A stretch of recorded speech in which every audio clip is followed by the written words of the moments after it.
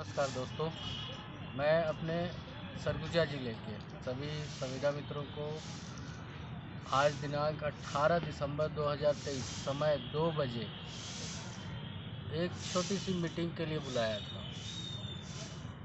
मैं प्रदीप शर्मा, जिला संयोजक सरगुजा। हमारा सरगुजा पता है छत्तीसगढ़ में पीछे क्यों रहता है, खासकर सर्व संविदा कर्मचारी महासंघ के उस बैनर तले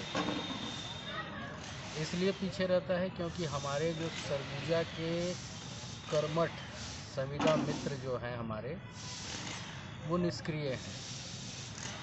मुझे निष्क्रिय इसलिए कहना पड़ रहा है क्योंकि उनको ज्ञात है कि पिछली सरकार, कांग्रेस की सरकार, अपने मैनिफेस्टो में कंडिका नंबर 11 में ये उल्लेख कर चुकी थी कि हमारी सरकार बनेगी तो हम संविदा कर्मचारियों को रेगुलर कर देंगे, नियमित कर देंगे।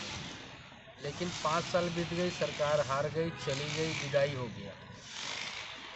आपको कुछ मिला? कुछ नहीं।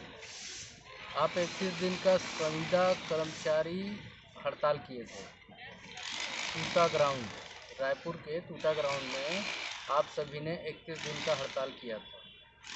उस हड़ताल के बावजूद कुछ मिला? नहीं मिला।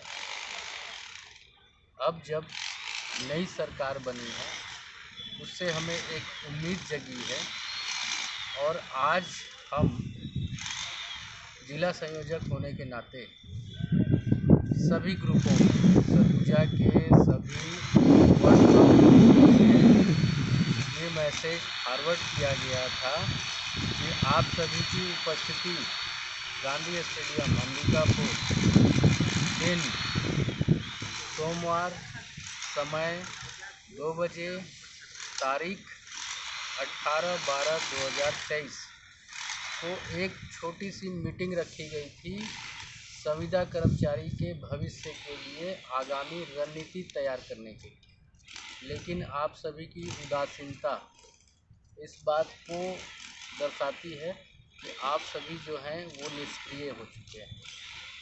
आप सभी ये चाहते हैं कि हमें चांदी के चम्मच से और चांदी के प्लेट में खीर खिलाया जाएगा, तो खीर खाने के लिए और खीर बनाने के लिए बहुत मेहनत करनी पड़ती है।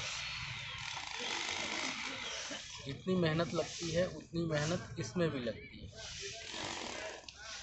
आप संविदा की नौकरी कर रहे हैं, वो आपका बैड लक था। आप उसको अच्छे गुड लक में अगर बदलना चाहते हैं तो आपको संघर्ष करना पड़ेगा, और आप संघर्ष करना नहीं चाहते हैं। संघर्ष जब तक नहीं करेंगे तब तक आपका जो बैड लक है वो गुड लक में नहीं बदलेगा। छोटा सा उदाहरण, माउंटेन मैन किसे कहा जाता है? आदरणीय दशरथ माझी जी को कहा जाता है, जो झारखंड से आते हैं। उन्होंने एक दिन में पहाड़ का सीना नहीं चीरा था। उस पहाड़ के सीना को फाड़ने के लिए उन्हें लगभग 8 से 10 साल या 5 साल मेहनत करना पड़ा था उस पहाड़ के सीना को फाड़कर रोड बनाने के लिए। उनका बस एक ही उद्देश्य था, रोड बनाना। क्यों? क्योंकि उस रोड के बन जाने से उस गांव के हजारों लोगों को लाभ मिला। उसी प्रकार अगर आप जो संकल्प लेकर चले हैं कि हम नियमित होंगे, हमारा जो बैड लक है वो गुड लक में बदलेगा, तो हमें और आपको मेहनत करना पड़ेगा, संघर्ष करना पड़ेगा। और आप बिना संघर्ष के अगर हार मान ले रहे हैं तो आपसे बड़ा निष्क्रिय व्यक्ति इस धरती पर तो कोई नहीं, और ख़ासकर हमारे सरगुजा का। अरे भाई, आप मेरे पीछे खड़े होइए ना, मैं लीड करूँगा आपको और लीड कर ही रहा हूँ आपको। आपको बस सिर गिनवाना है।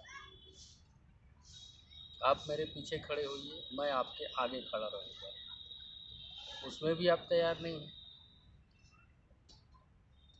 मैं अपने भविष्य के साथ साथ आपके भविष्य और आपके परिवार के भविष्य के लिए लड़ना चाहता हूँ। इसमें मेरा कोई लालच या कोई इच्छा नहीं है, इसमें आपकी स्वयं की इच्छा है। अगर आपका बैड लक जो है वो गुड लक में बदल जाएगा तो आपके परिवार का भला होगा, आपके बच्चों का भला होगा। अगर नई सरकार बनी है तो हमें एक उम्मीद जगी है और उस उम्मीद को बनाए रखने के लिए हमें प्रारंभ से ही अपने आंदोलन, अपने संघर्षों को प्रारंभ करना पड़ेगा। क्योंकि हम जागते कब हैं? 5 साल हो जाने के बाद या 4.5 साल में, जब 6 महीना या 3 महीना बचा रहता है। हम 5 साल से जो आज से ही अगर हम प्रारंभ करेंगे तो आप विश्वास करिए 5 साल जो होता है वो बहुत बड़ा होता है। अगर सरकार बोली है कि हमारी सरकार बनेगी और हम एक कमेटी का गठन करेंगे जिसमें हमारे संघ से एक सदस्य रहेगा, मतलब हमारे और आपके बीच का एक मित्र रहेगा जो उस कमेटी का सदस्य रहेगा, और वो कहीं ना कहीं उस कमेटी में होने वाली गतिविधियों के बारे में बताएगा कि आपका भला हो रहा है या नहीं हो रहा है, आपके प्रति क्रिया या प्रतिक्रिया हो रही है या नहीं हो रही है, सरकार आपके भविष्य के बारे में सोच रही है कि नहीं सोच रही है। तो आपको किस बात का डर है? आप आइए, अपने संघ को मजबूत करिए, और संघ को मजबूत करने के लिए हमें और आपको मिलकर गांधी स्टेडियम अंबिकापुर में समय 2 बजे, तारीख जो था 18/12/2023, एक मीटिंग रखी गई थी ताकि हम एक आगामी रणनीति पर चर्चा करें। उस चर्चा के दौरान हमें क्या करना है, संघ ने हमें क्या निर्देश दिया है, इस विषय में चर्चा होता। लेकिन आप सभी की निष्क्रियता यह बताती है कि सरगुजा जो है सबसे पीछे है। भाई, भविष्य आपके हाथ में है, भविष्य किसी सरकार के हाथ में नहीं है। सरकार तो आपको नौकरी दे दी है, अब उस नौकरी में आपका भविष्य अगर नहीं चल रहा है, आपके परिवार की तकलीफ़ें दूर नहीं हो रही हैं, तो सरकार उस चीज़ को देखने नहीं आएगी, बल्कि आपको बताना है उस चीज़ को, किसको? सरकार को। अब आप इतना सोचेंगे, शर्माएंगे, अरे भाई शर्माना किस बात का? क्या हम चोरी कर रहे हैं? हम अपना अधिकार मांग रहे हैं। हमारा अधिकार है कि जो रेगुलर व्यक्ति 8 घंटे काम करता है उसको 50,000 रुपया मिलता है, और आप 8 घंटे काम करते हैं तो आपको 10,000, 12,000, 16,000 रुपया मिलता है।